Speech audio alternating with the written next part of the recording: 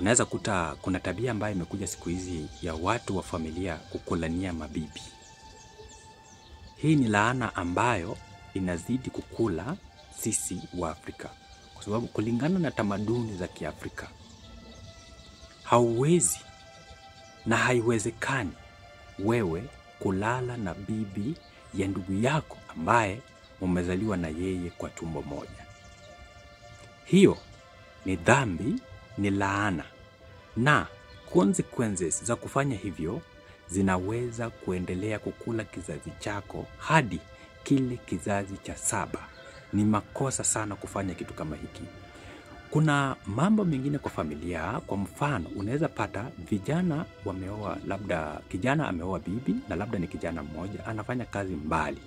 Unapata baba ya kijana ama baba mkwe anarudi kwa nyumba ya kijana yake, anaenda analala na bibi ya kijana yake hadi anamweka mimba.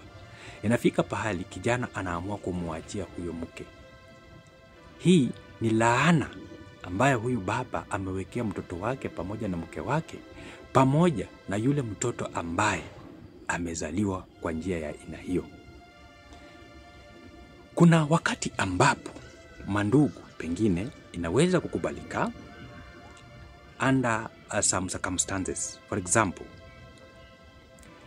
ndugu wako wawili na ndugu mmoja, madugu hawa wawili wameoa mabibi zao. Kisha ndugu mmoja amefaulu, yeye kizazi kinaendelea, lakini ndugu mwingine hajaweza kumanage kuzalisha. Na kulingana na uchunguzi wa kifamilia unaonyesha kwamba huyu ndugu ndiye ambaye ana shida, lakini kulingana na mkataba wao na mke wake wanaona wanaweza kuendelea kuishi.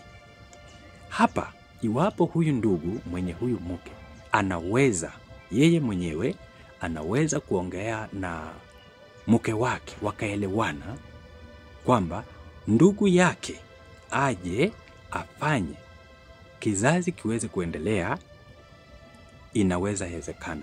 Kama bibi atakubali pamoja na bwana yake wakubali kwamba ndugu yao aje aendeleze kizazi, hiyo iko sawa sawa, kwa sababu nia sio kuendeleza tunasema aje, tuseme, sitaki kutumia hiyo jina nyingine sitaki kutaja mambo ya malaya, lakini nia ni kwa sababu ya kuendeleza kizazi na kwa sababu ya ulemavu ambao upo. Hiyo inaweza kukubalika.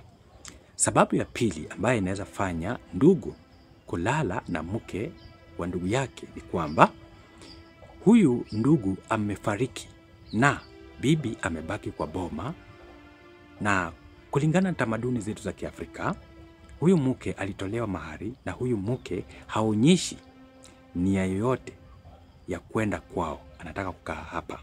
Basi ndugu yake marehemu ana ruhusa ya kuingia kwa hiyo nyumba na kwanza kuuliza mke mwenyewe pamoja na watu wengine wa familia kama yule mwanamke atakubali, na iwapo atakataa, tena ana haki yake ya kukataa.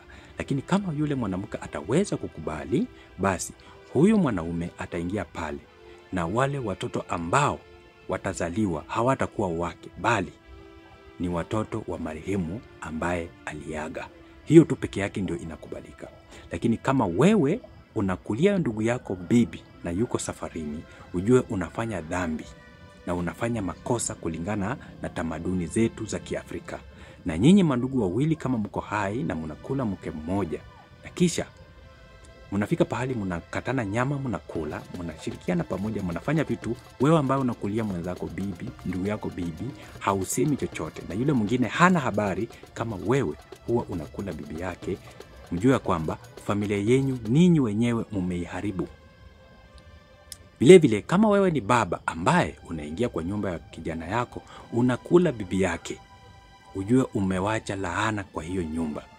Kwa hiyo kuna watu ambao anaona pengine ndugu yake ana ulegevu fulani, wanaungana yeye na bibi ya huyu jamaa, wanaanza kufanya maneno nyuma ya tende pasipo huyu ndugu kujua hayo, ama hiyo ni makosa, na hii italeta laana hadi kizazi cha 7.